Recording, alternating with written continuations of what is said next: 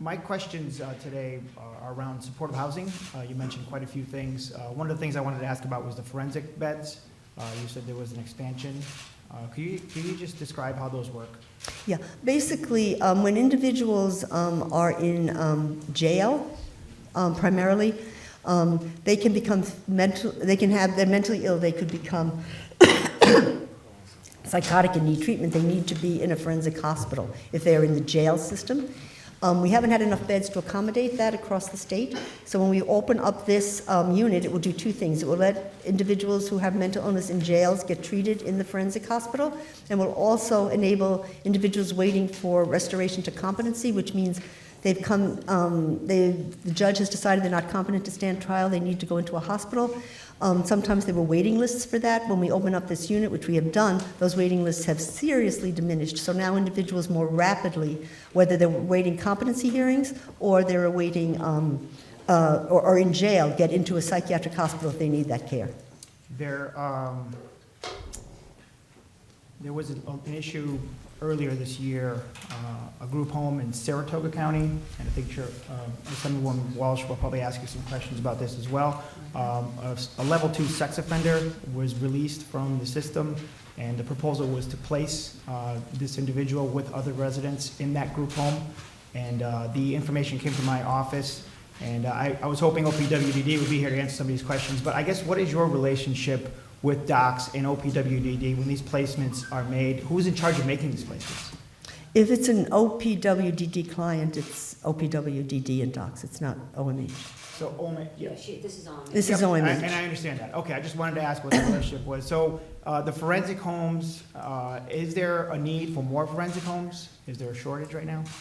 I think, we've, over the past couple of years, we've increased the number of housing units that are available for, we had some specialized housing for individuals leaving, specialized wraparound services for individuals leaving the forensic system.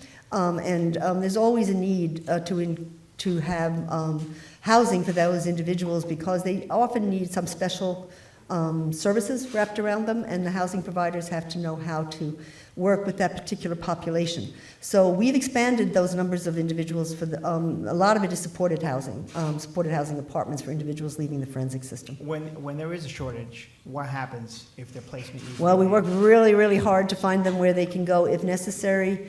Sometimes a large number can go to sometimes temporarily to the shelter system in New York City, but we follow them while they're there and help them get housing as quickly as possible. And is there some place where, is there some place where the public can access this information? How many placements have been made? What type of placements? Sure, we can get you that. We can get you that information. Is there some place where we can access it, or do you have to? No, we have to get it to you. I don't think you can access it. No. And then my other question is, in the forensic homes, there's a shortage, obviously, of staff. What are the safety protocols? What is put in place if there is a shortage? Well, there's not forensic. I have to be clear here. There are two kinds of. There's OMA. There's supported housing, which are apartments, where often we wrap around intensive services, and then there's sometimes residences that are more congregate residences. The treatment planning is done, clinical assessment, and individuals are referred to the different level of housing depending upon their mental illness. So these are all individuals with serious mental illness. So depending upon their assessment, they can be in different levels of housing. I guess that answers. So for the staff, is there safety protocols? Is there additional staff assigned? Yes. But if there's a shortage, then what happens? Well, if there's a shortage, you mean of staff? Yeah. That we make sure there are staff there that are necessary. Those forensic homes. Well, all our residences, they're not specifically labeled forensic. There are residences, yes, but they are staffed. They are fully staffed at this point? Every now and then, there might be a small gap in staffing, but it would not preclude having the basic key number of staff that have to be there. No, that's always there. We make sure that's covered. If we have to do overtime, we'll do whatever we cover. Okay, so I guess my question, could you provide the information on the safety protocols that are in place for the residents and for the staff? Yes, we can get you that. Okay, that's all the questions for me. Okay, thank you.